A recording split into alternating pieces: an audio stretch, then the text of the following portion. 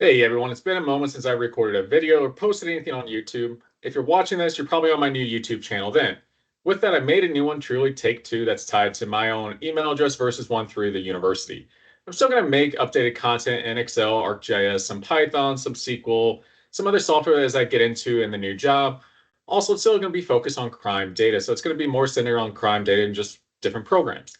With that, I'm not teaching right now, so I'm not going to have as much student-based projects or work-throughs, but I can go through examples if anyone's interested in that. Shoot me an email, shoot me a message, and I have no problem updating some content with that. I'm finally getting a little bit more comfortable in my role to update this YouTube channel, primarily going through week by week and probably on the weekends updating some of that.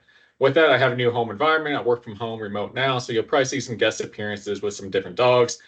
Have Basil back here and then Gambit behind me. And we have a third one that will probably mosey around to named Dorothy. With that, I'm looking forward to getting back into this. If truly you have anything that you're interested in, want to know a bit more on, feel free to reach out. Until next time, take care.